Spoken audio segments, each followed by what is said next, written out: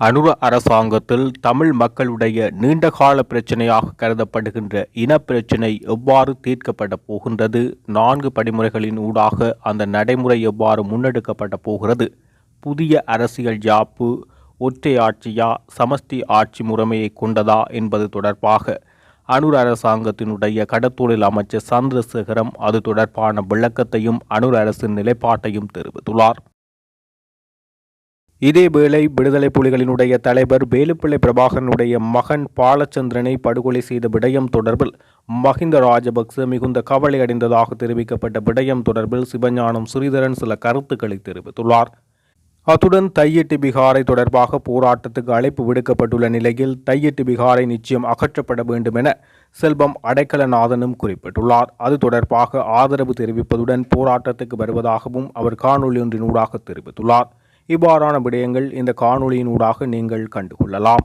மறைந்த மாணவன் பாலச்சந்திரன் அவர்களுடைய மரணம் தொடர்பிலே அந்த காலப்பகுதியில் அவருடைய மரணத்துக்கு காரணமாக இருந்த 2009, 2010 ஆண்டுகளில் ஜனாதிபதியாக இந்த நாட்டிலே ஆட்சி புரிந்த மஹிந்த ராஜபக்ச அவர்கள் நேற்று முன்தினம் தன்னுடைய கவலையை பதிவு செய்வதாக ஒரு செய்திகளை ஊடகங்களிலே பார்க்க முடிந்தது.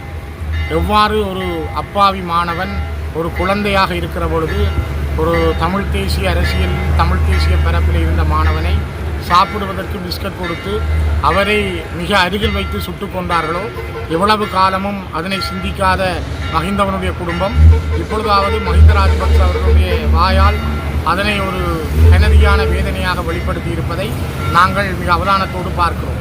இந்த மண்ணிலே மிகப்பெரிய மனித பேரவலங்கள் மனித படுகொலைகளை நடத்துவதற்கு காரணமாக இருந்த மஹிந்த ராஜபக்ச, கோட்டபாய ராஜபக்ச மற்றும் அவருடைய குடும்பம் சார்ந்தவர்கள் என்றாவது ஈழத்தமிழர்களுக்கு நடந்த அநீதி தொடர்பிலும் அவர்களுக்கு நடந்த அநியாயங்கள் தொடர்பிலும் மெல்ல வாய் திறக்க முனைந்திருப்பது நான் நினைக்கிறேன் காலமும் கர்மாவும் அவர்களுக்கு கொடுத்த தண்டனையாகவே நாங்கள் கருதுகிறோம். மிக முக்கியமாக நான் நினைக்கிறேன் அந்த காலகட்டத்தில் அவர் ஜனாதிபதியாக இருந்த காலத்தில் யுத்தம் முடிந்த பொழுது இந்த நாட்டிலே தமிழ் மக்களுடைய தேசிய பிரச்சனையை தீர்க்கக்கூடிய மிகப்பெரிய தலைவராக அவர் இருந்தார்.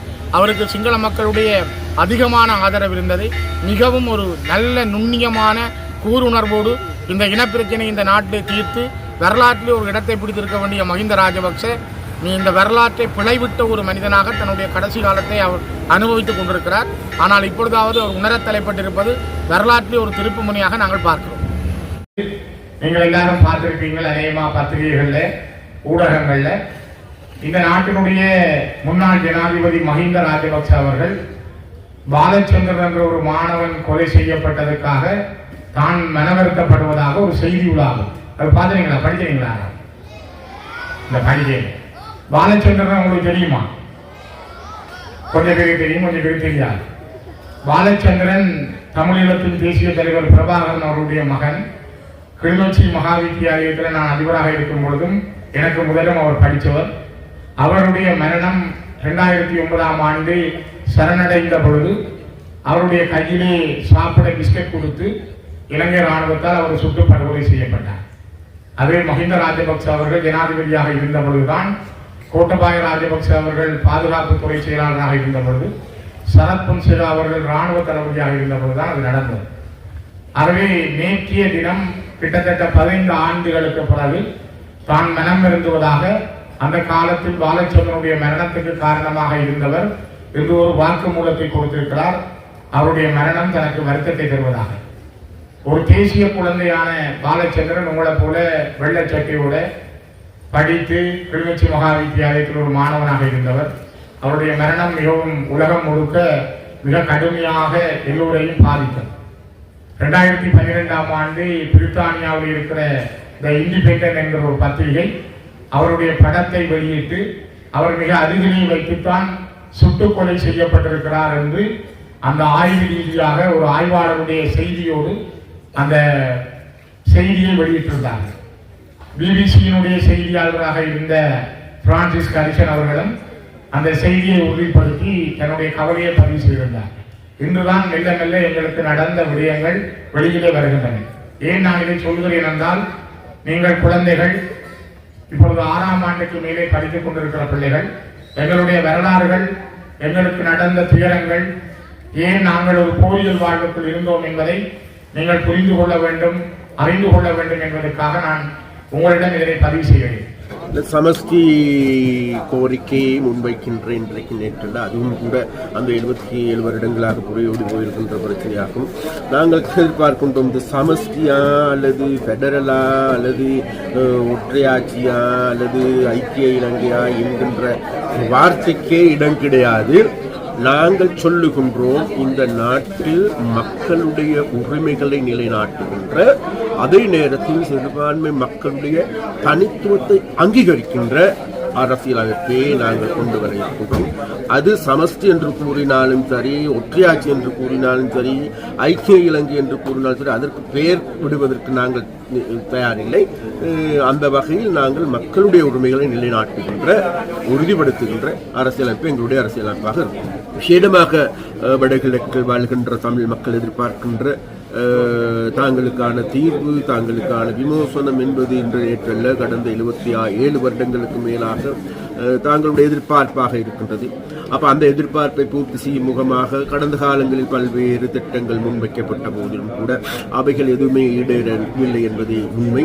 அந்த வகையில் நாங்கள் எதிர்பார்க்கின்றோம் எதிர்வரும் காலங்களில் நாங்கள் இந்த தேசிய பிரச்சனையை தீர்ப்பதற்கான அணுகுமுறைகளையும் கூட 4 விதமான அணுகுமுறைகளை கையாள்வதற்கு நாங்கள் தீர்மானித்திருக்கின்றோம்.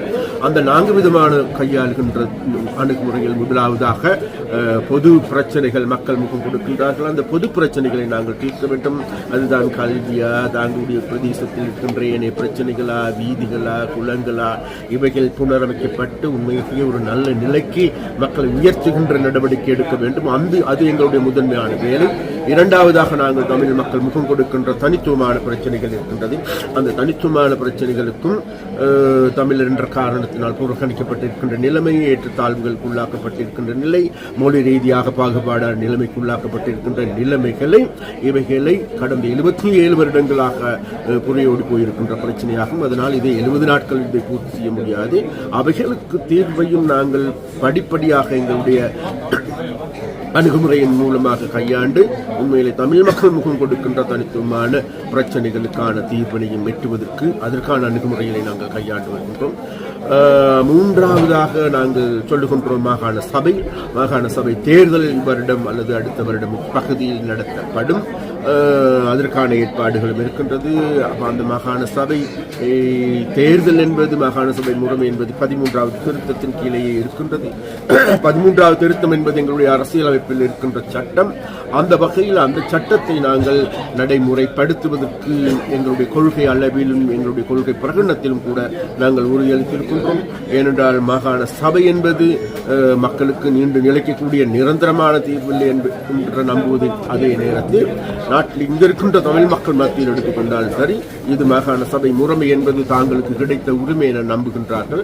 அதனால் எங்களுடைய கட்சி தலைவர்களும் கூட எங்களுடைய ஜனாதிபதியும் கூட அதன் காரணமாக நாங்கள் இந்த மாகாண சபை மீது கை வைக்கப் போவதில்லை. அதை நடைமுறைப்படுத்துகின்ற செயற்பாட்டையும் அர்த்த புஷ்டியான மாகாண சபையாக இதுநாள் வரைக்கும் இருந்த மாகாண சபைகள் போன்றல்ல, இதுநாள் வரைக்கும் லஞ்ச ஊழல் மலிந்த ஒன்றாக இல்லை, இதுநாள் வரைக்கும் வருகின்ற பணத்தை திருப்பி அளிக்கின்ற மாகாண சபையாக அல்ல, அர்த்த புஷ்டியான மக்களுக்கு சேவை செய்கின்ற ஒரு மாகாண சபையாக மாற்றி அமைக்கின்ற திசையை நோக்கி நாங்கள் நிச்சயமாக இம்முறை நாங்கள் முன்னெடுப்போம். அதற்கான தேர்தலை நாங்கள் நடத்துவதற்கு தீர்மானித்திருக்கோம். நான்காவதாக நாங்கள் சொல்லுகின்றோம் எதுமல்ல, புதிய அரசியல் கொண்டு உருவாக்கப்பட வேண்டும் என்பது. அந்த புதிய அரசியல் என்பதற்கான காரணமே வேறு எதுமல்ல, கடந்த 77 வருடங்களாக இந்த நாட்டில் உருவாக்கப்பட்டிருக்கின்ற சட்டங்கள், திட்டங்கள், அரசியல் அமைப்புகள் அனைத்தையும் நாங்கள் எடுத்து பார்க்கின்ற பொழுது, அரசியல் திருத்தங்கள் எடுத்து பார்க்கின்ற பொழுது 21 தடவைகள் அரசியல் அமைப்பிலும் கூட பல்வேறு திருத்தங்கள் கொண்டு வரப்பட்டிருக்கின்றது. இவைகள் மக்கள் நலன் சார்ந்தவைகள் எது என்று தேடி பார்க்கின்ற பொழுது எதுவுமே கிடையாது. ஆகவே இந்த அரசியல் அமைப்பு என்பது, அரசியல் தீர்த்தங்கள் என்பது எல்லாமே ஆளும் தரப்பினருடைய, ஆளும் கட்சியினுடைய விருப்பமாகவே இருந்தது. அவர்களுடைய விருப்பத்தை பூர்த்தி செய்கின்றதாகவே இருந்ததே தவிர மக்களுடைய தேவைகளை பூர்த்தி செய்வனாக அமையவில்லை. அது மாத்திரமல்ல, இதனால் வரைக்கும் உருவாக்கப்பட்ட அரசியலமைப்புகள் என்பது நாட்டில் இருக்கின்ற அரசியல்வாதிகளுடைய தேவையை கருதி கொண்டு வரப்பட்டதே தவிர மக்களுடைய தேவைகளை இந்த நாட்டில் தமிழ், சிங்கள, முஸ்லிம், பேக, மலே உள்ளிட்ட மக்கள் அனைவருடைய கருத்துக்கள் உள்வாங்கப்பட்ட அல்லது மக்களுடைய ஆசைகள் அபிலாசைகள் பூர்த்தி செய்யக்கூடிய ஒரு அரசியலமைப்பு உருவாக்கப்படவில்லை. அந்த வகையில் நாங்கள் எதிர்காலத்தில் பார்க்கின்றோம், இந்த நாட்டில் இருக்கின்ற அனைத்து மக்களையும் ஒன்று திரட்டிய அவர்களுடைய அபிலாசைகள் ஆசைகள் உரிமைகள் அனைத்தையும் உறுதிப்படுத்தக்கூடிய நாட்டுக்கு நீண்டு நிலைக்கக்கூடிய ஒரு நிரந்தரமான அரசியல் அமைப்பினை உருவாக்க வேண்டும் என்று நாங்கள் நம்புகின்றோம். அந்த அரசியலமைப்பு என்பது எமது நாட்டில் இனவாதத்தை இல்லாதொழிக்கின்ற, எங்களுடைய சகோதரத்துவத்தை அதிகரிக்கின்ற, மதவாதத்தை இல்லாதொழிக்கின்ற, அதே போன்ற மக்களுக்கு இடையிலே காணப்படுகின்ற ஏற்றத்தாழ்வுகளா அல்லது பிரதேச ரீதியான ஏற்றத்தாழ்வுகளா அனைத்தும் ஒழித்து அனைத்தையும் சகோதரர்களாக அங்கீகரிக்கின்ற, ஏற்றுக்கொள்கின்ற, அனைத்து மக்களுடைய தனித்துவங்களையும் பாதுகாக்கின்ற ஒரு சட்ட மூலமே எதிர்வரும் காலங்களில் அரசியலமைப்பாக வர இருக்கின்றது. அந்த அரசியலமைப்பு சம்பந்தமாக எதிர்வரும் காலங்களில் மேலதிகமான உரையாடல்கள் வரும். அந்த உரையாடல்களின் போது இன்றைக்கு இருக்கின்ற இந்த அரசியலமைப்பு அல்ல, அந்த அரசியலமைப்பில் நிச்சயமாக அது மக்கள் நலன் சார்ந்ததாகவே அமையும். மக்கள் நலன் சார்ந்ததாக மாத்திரமல்ல, நாட்டில் இருக்கின்ற அனைத்து நபர்களுடைய கருத்துக்களும் உள்வாங்கப்பட்டு விவாதிக்கப்பட்டு அதில் மக்களால் ஏற்றுக்கொள்ளக்கூடிய தீர்வு எதுவோ அந்த தீர்வினையே நாங்கள் முன்வைப்பதற்கான நடவடிக்கைகள் எடுப்பதற்கு நாங்கள் தீர்மானித்திருக்கிறோம். ஐஐடி விகாரை தொடர்பாக பௌர்ணமி அன்றைக்கு போராட்டம் செய்வதற்கான ஏற்பாடுகள் நடைபெற்றிருக்கிறது. டிடிஎன்ஏ இதிலே முதல் ஆதரவை தெரிவிக்கும். அந்த வகையிலே எங்களுடைய இந்த போராட்டத்திலே நாங்களும் கலந்து கொள்ள இருக்கிறோம் என்பதை குறிப்பிட விரும்புகின்றோம். உண்மையிலே அது உடைக்கப்பட வேண்டிய ஒரு விடயம். ஏனென்றால் எந்த ஒரு சட்ட ரீதியான நடவடிக்கைக்கு உட்படுத்தாத, இன்றைக்கு வடக்கு கிழக்கிலே புத்தபிக்குகள் அல்லது இந்த திணைக்களங்கள் நினைத்ததை செய்கின்ற விடயங்களாகத்தான் இப்பொழுது பல விடயங்கள் நடந்து கொண்டிருக்கிறது. ஆகவே இந்த விகாரை சம்பந்தமாக எங்களுடைய நிலைப்பாடு அது உடைக்கப்பட வேண்டும். அதற்கான இடத்தை அவர்கள் பரிசீலிக்கலாம். அது எங்களுக்கு தேவையற்ற விடயம். ஆகவே இந்த விடயத்திலே, இந்த போராட்டத்திலே நாங்கள் ஆதரவு தெரிவிக்கின்றோம். எனவே மக்களுடைய விருப்பமும் அதுதான். எனவே இந்த விகாரை இல்லாமல் செய்யப்பட வேண்டும் என்பதிலே நாங்களும் ஆதரவை தெரிவிக்கின்றவர்களாக இருக்கிறோம்.